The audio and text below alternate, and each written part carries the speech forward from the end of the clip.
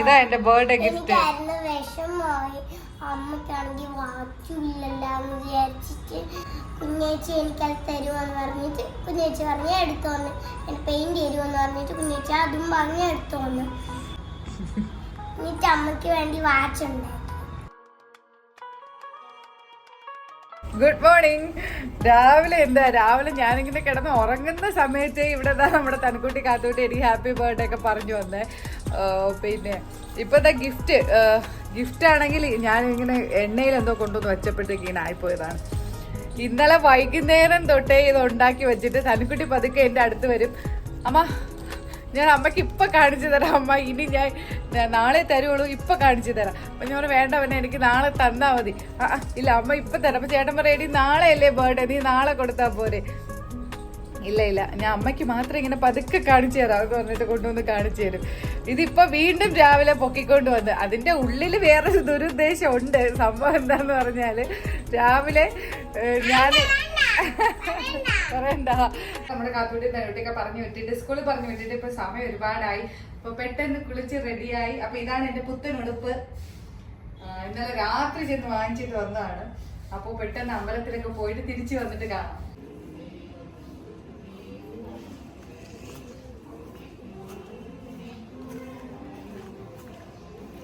ഭയങ്കര ഒരു സന്തോഷമാണ്. നമ്മുടെ നാട്ടിലെ ഒരു ഫീലാണ് നമ്മുടെ അമ്പലത്തിലൊക്കെ. നമ്മുടെ നാട്ടിൽ നിന്ന് നിൽക്കുമ്പോൾ ഒരു ഫീലാണ് ഇവിടെ വരുമ്പോൾ തന്നെ കേട്ടോ. അപ്പോൾ കുറേ മലയാളികളുണ്ട്. എന്തെങ്കിലുമൊക്കെ വിശേഷ ദിവസങ്ങളൊക്കെ വരുമ്പോൾ നമുക്ക് വന്ന് അമ്പലത്തിൽ ഒന്ന് തൊഴുതിട്ട് പോവാം. അങ്ങനെയൊക്കെ എനിക്ക് ഭയങ്കര സന്തോഷമാണ് ഇവിടെ വരുമ്പോൾ. പിന്നെ തിരിച്ച് ഞാൻ വീട്ടിൽ പോയിട്ട് നമ്മുടെ ഉച്ചയ്ക്ക് വാഴയിലൊന്നും കിട്ടിയില്ല. ഓണത്തിന് തന്നെ ഒപ്പിച്ച പാട് നമുക്കറിയാം. അപ്പോൾ അത്യാവശ്യം കറികളൊക്കെ വെച്ചിട്ട് നമ്മുടെ പ്ലേറ്റിൽ എല്ലാവരും കൂടി ഇരുന്ന് കഴിച്ചു.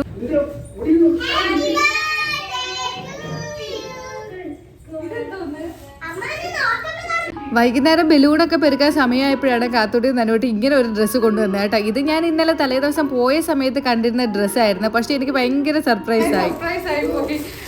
ഇന്നലെ നമ്മൾ പോയ ഒരു ഡ്രസ്സ് വാങ്ങിയിട്ട് വന്നു. അതാണ് ഞാൻ ഇന്ന് രാവിലെയൊക്കെ ഇട്ടത്. ഇത് ശരിക്കും എനിക്ക് ഭയങ്കര സർപ്രൈസായി എനിക്ക്. എന്തെന്ന്?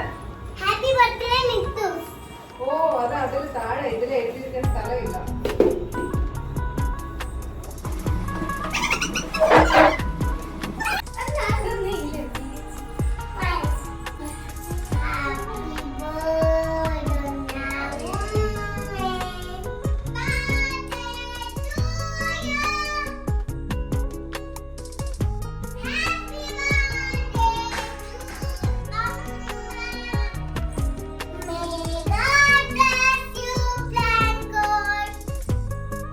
എന്നെക്കാളും സന്തോഷം അവർക്ക് രണ്ടുപേർക്കുമാണ് കേട്ടോ. ബലൂൺ ഊതി പെരുക്കാനും എല്ലാം അറേഞ്ച് ചെയ്താനൊക്കെ അവരാണ് മുന്നിട്ട് നിൽക്കുന്നത്. ഞാൻ വിചാരിച്ചപ്പോൾ എനിക്ക് സത്യം പറഞ്ഞാൽ വലിയ താല്പര്യമൊന്നുമില്ല ഇങ്ങനെ ആഘോഷിക്കണമെന്നും. പക്ഷെ അവർക്കൊരു സന്തോഷമാണ് ഇതൊക്കെ ആഘോഷിക്കുന്നത്. എത്ര ദിവസം മുന്നേ അമ്മയുടെ ബർത്ത്ഡേ ആണ്. ഓരോ ഗിഫ്റ്റ് ഇടയ്ക്കിടയ്ക്ക് കൊണ്ടുവരും. അങ്ങനെയൊക്കെ ഭയങ്കര അവർക്ക് ഭയങ്കര ഒരു ആഘോഷമാണ് കേട്ടോ. പിന്നെ നമ്മുടെ കാത്തൂട്ടിയാണെങ്കിൽ ഒരു വലിയ ഗിഫ്റ്റ് എനിക്ക് എന്തോ ഉണ്ടാക്കി തന്നു. പക്ഷേ സത്യം പറഞ്ഞാൽ അതിൻ്റെ വീഡിയോസ് എനിക്ക് എടുക്കാൻ പറ്റിയില്ല എന്നല്ല, അതെന്തോ പറ്റിപ്പോയി. അത് വീഡിയോസ് കാണാനില്ല എടുത്തത്. എനിക്ക് കീ ഒക്കെ തന്നിട്ട് ഓരോന്ന് മാറ്റിൻ്റെ അടിയിൽ കട്ടിലിൻ്റെ അടിയിൽ ഇങ്ങനെയൊക്കെ കൊണ്ടുവന്ന് ഞാൻ എടുത്തിട്ട് അവൾ സ്വന്തമായിട്ട് ഉണ്ടാക്കിയ ഒരു ഗിഫ്റ്റ് ആയിരുന്നു കേട്ടോ. ഭയങ്കര സന്തോഷമായി. പിന്നെ ഞാൻ എഡിറ്റ് ചെയ്യാൻ നോക്കിയപ്പോൾ അതിൻ്റെ വീഡിയോ കയ്യിലില്ല. തനൂട്ടി പിന്നെയും അവളെ ചോക്ലേറ്റൊക്കെ കഴിച്ചതിന് ശേഷം പിന്നെയും കൊണ്ടുവന്ന് എനിക്ക് കുറച്ച് സ്കെച്ച് പെന്ന് അങ്ങനത്തെ സംഭവങ്ങളൊക്കെ തന്നെ.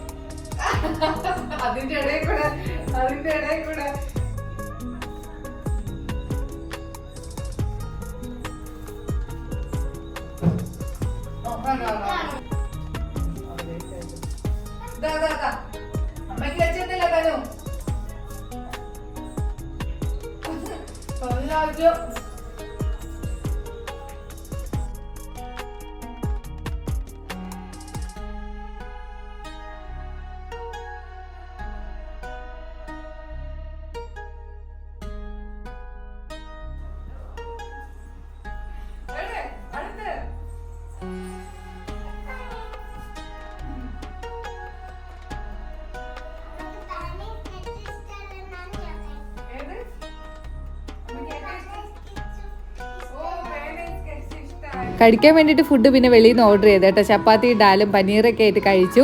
അപ്പോൾ എനിക്ക് ഭയങ്കര സന്തോഷമുള്ള ഒരു ജന്മദിനം കൂടെ അങ്ങ് കഴിഞ്ഞു പോയി.